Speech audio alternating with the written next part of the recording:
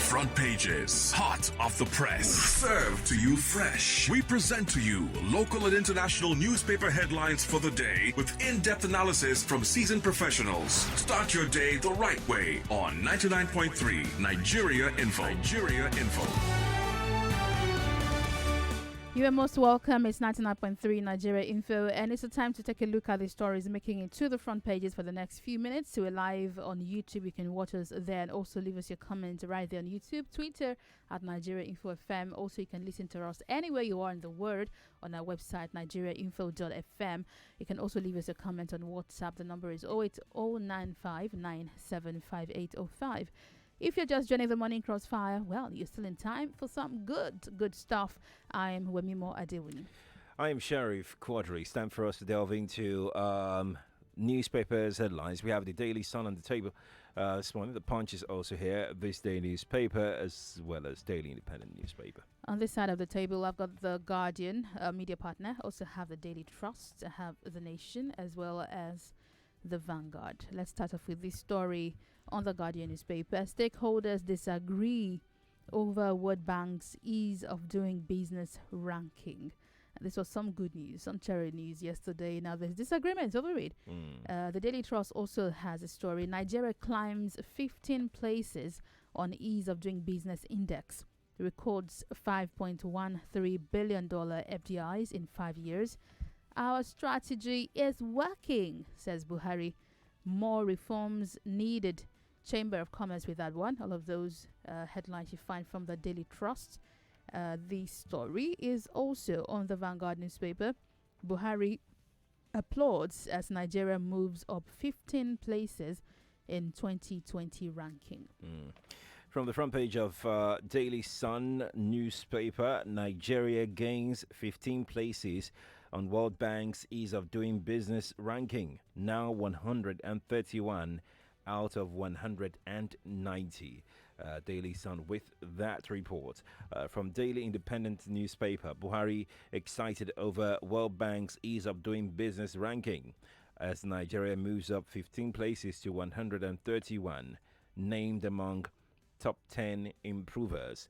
That's Daily Independent. From this day newspaper, front page above the name plate, Buhari hails Nigeria's 15 places movement in World Bank's ease of doing business, promises more impactful reforms.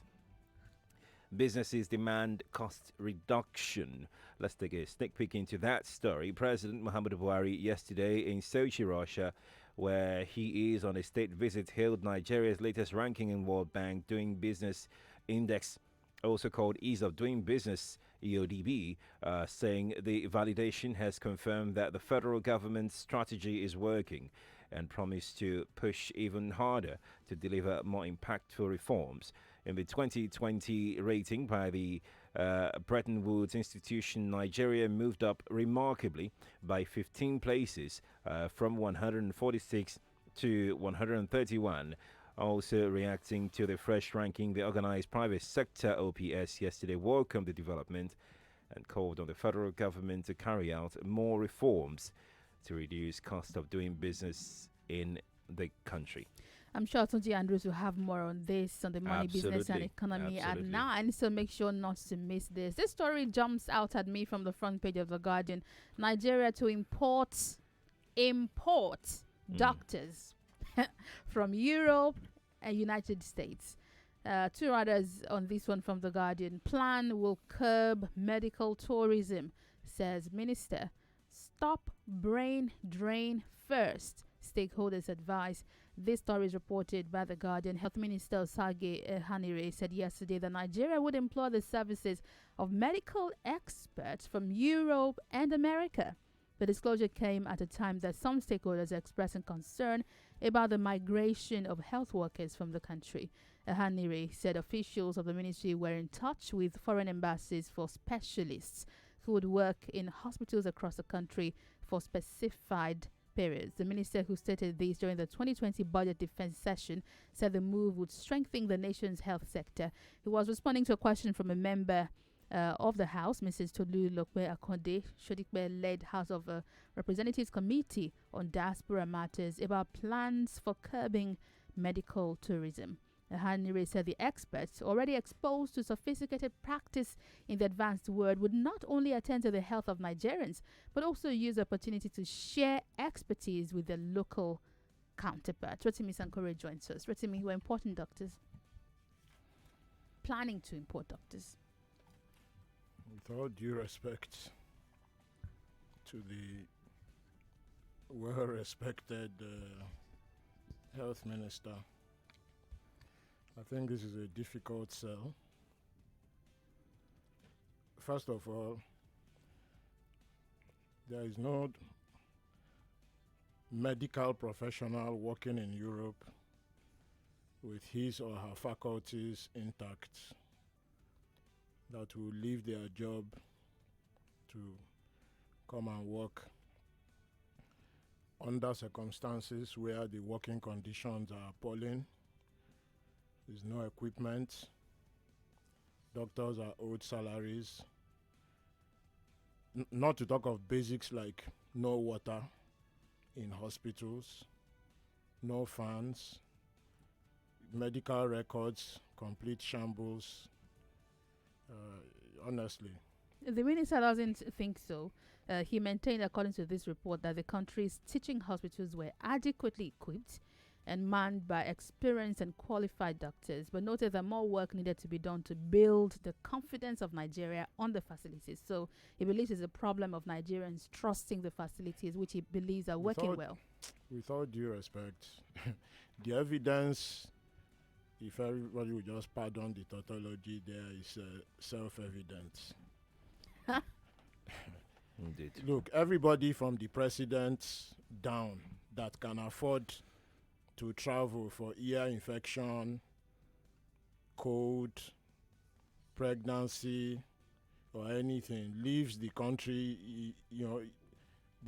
The very second that they realize that anything serious is wrong, that's the confidence that we need to build to first prevent all elected and appointed public officials from stepping out of the country for any treatment whatsoever.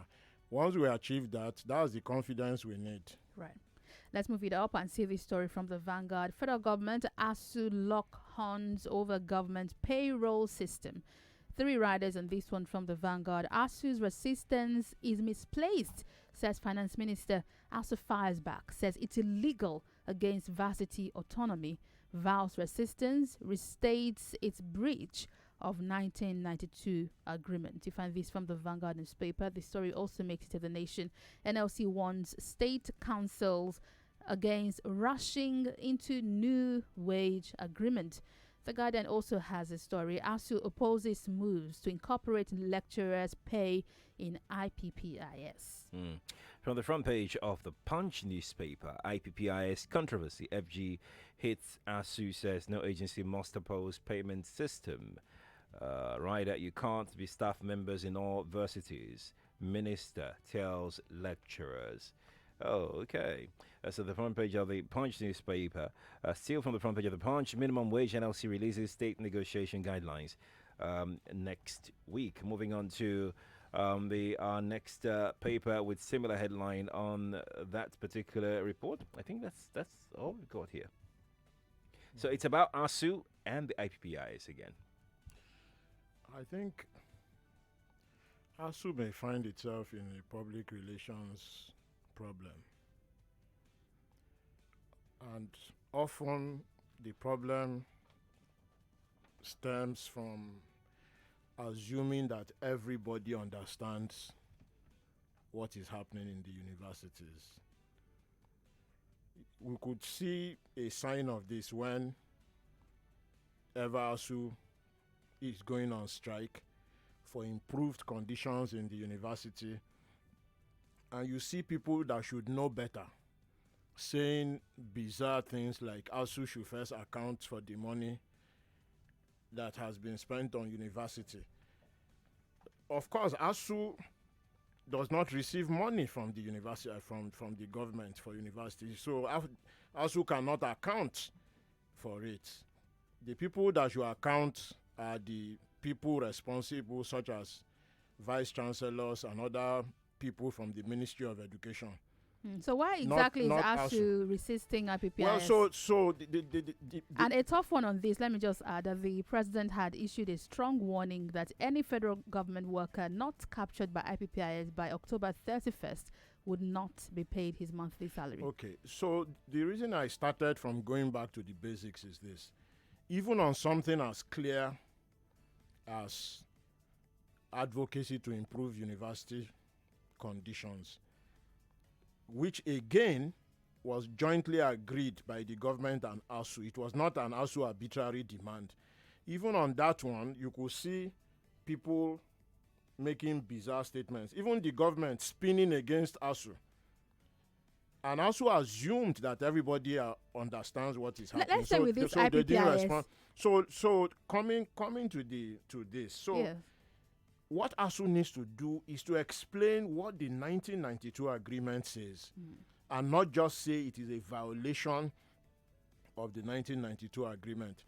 Because all the government will have to keep harping on is that maybe ASU is trying to cover up corruption, ghost workers, and so forth, and that is why they don't want it. And ordinary people, may start to buy it unless ASU comes out clearly to explain what that concept of university autonomy actually means and what is in the 92 agreement. I mean, there's no time to go into it, but that's ASU's job. They have to explain. You can see already that, one swing has been taken on the issue of you can't be employed in more than one university. And that's one of the issues there. If you are on sabbatical and you go and teach abroad, obviously no university in Nigeria is paying you twice. Yeah. If you're on sabbatical and you go and teach in another university, depending on the circumstances, people may allude to the possibility of that. And because there are, lecturers have multiple levels of work which other people don't understand. It includes, for instance, being an external examiner, teaching, supervising, and many things like that. So if you are in a federal university and you are doing it in a private university, external examiner, teaching, visiting, or what, it may not. But wouldn't the IPPIS then cover all of this? Isn't this something they can work out? No, because the way it is applied will just simply mean that if you are in one university, the IPPS could confuse issues by not understanding the nuance of why you are being paid something somewhere else for another task you did somewhere which does not affect what you are doing at your primary place of be work. that difficult. No, now. but It's you see, technology. The issue No, here the thing actually is is this. that The- the federal government is saying that lecturers are on record to be staff of more than one university. So they're saying that can't be so. That may be if true you're in doing, some cases. If you're doing extra work like you have said earlier, then you should be paid allowances for doing Yeah. those extra work, Not So- a salary. staff. Yes. Yeah, exactly. So it is that nuance that needs to be captured. And that nuance, which is just one example, by the way, there are other issues, no time to go into. But even that nuance cannot be captured between now and October 31. Right. Which is one of the reasons ASU is saying this is victimization. Let's quickly because move on. Let's the quickly move government on. knows It's that really- the government knows it can't be captured in 6 days. Right. Oh, So well. let's move on. Hopefully this will develop. We're very sure that it will It develop. can't be done in 6 days. Look at the whole civil service, they've been doing it for years and they haven't finished. Let's look at other headlines this morning. Daily Sun, NJC probes 8 judges, panel to investigate grievous allegations against them.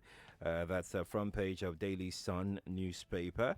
From Daily Independent newspaper, NJC approves appointment of 4 Supreme Court justices. That's on the front page of Daily Independent newspaper. Moving on to the front page of the Punch newspaper this morning, NJC recommends 4 new Supreme Court justices, 8 others. It's on the front page of the papers this morning. Okay, just tied to that, abductors of Federal High Court judge insists on 50 million ransom. The video was trending yesterday. I think the bus that was right before the vehicle the judge was in, someone took a video right after that abduction. And as the kidnappers. They're asking for 50 million naira in ransom. This is also a developing story we're looking at. Let's move it up and see this one. Nigeria's ties with Russia should assist in tackling poverty, says Buhari from the front page of the Vanguard newspaper. Nigeria is reaching out to Russia in tackling poverty. The story also is reported by the Guardian newspaper. Here it reads, Russia writes off $20 billion African debt. Russia writes off $20 billion of African debt from the front page of the Guardian. Yeah, and the Daily Trust also has it. Buhari sets agenda for Russia-Africa partnership. You find this from the Daily Trust. Well, Rotimi, we can get all the help we need, right, from anybody, regardless of how... Any country is entitled to reach any agreement with any country. I mean, that's the concept of sovereignty. Right. So there is nothing wrong in principle with reaching out to the Russians. I mean, Nigeria can in principle reach out to people from Mars if we can find them. Help. Yeah, to come and support us. There is nothing wrong there. And South Africa just reached an agreement with Russia also on security. So what we need to see is details. Exactly. Okay. That's what I've been looking for. We need to see details. What exactly are we getting any into? Of the I mean, what are we getting? Does it compromise us in any way as a nation? Is it I know there's some oil deal, something with the NNPC and their oil company and refineries. However, there are two things I would just want to caution the federal government and any state governments about. One is that all these deals based on oil and gas are very short-lived. As we've said here repeatedly, the oil will be exhausted by 2050. Gone. So if you are 10 or 20 years old now, you are a Nigerian, by the time you are 40 or 50, oil would have gone. At exactly that time, Nigeria's population would have doubled, more than doubled to over 400 million. The federal government will have no power of patronage. Honestly, we will be lucky if the country does not disintegrate into serious conflict over, warlords trying to grab pieces of land and whatever that is left, and whatever is left anywhere. So, what is best to do now is transfer of technology to beef up our industrial capacity, because that's where the future is going. There are countries like Malaysia, Singapore, with South Korea. We can see in 1960 we are all roughly at the same level now, and within one lifetime they've left us behind like 2 centuries already. The deals I'd like to see us striking are deals that build up our capacity. Yes, for industrialization. And that includes our human capacity for science, technology, engineering, and math. Why? See, one of the things coming out of Russia is that Russia is coming to help us build nuclear power. I personally find that frightening. Nuclear power. But that's happening in Rwanda. Rwanda arguably has more capacity to contain it. See what happened in Chernobyl in Russia. Right. In Nigeria, where the ordinary electricity goes on and off every 5 seconds. I don't want to believe that we don't have the capacity to the kind of stability you need to run power plants. Yeah. If anything goes wrong, where would the fallout be? So what I'm thinking is that perhaps it's not going to be state owned. That's what I'm thinking. Perhaps it's going to be I can see funny comments. Private equity owned. Already I can see funny comments from people saying that those signing the thing, if they want to go and locate it in their village, you can give it a try. So. Nigeria, we need to wrap it up on this note. Other interesting headlines you might find: Sex for Greater, Rufai orders full investigation against Castle lecturer. Find this on the Daily Trust and other papers. When we come back from the break, we're taking you to Makoko to talk about issues around widows, energy theft, and a lot. And I'm going to be the... of course, you're the guest now. You're the guest. I'm the guest at 8 a.m. So... tune in. It's going to be really interesting. Rotimi, Sankore, thank you. I'm Wemimo Adewuni. And I'm Sheriff We are Quadry. not supposed to have let that cat out of the bag. But we've been telling them we've since said this morning.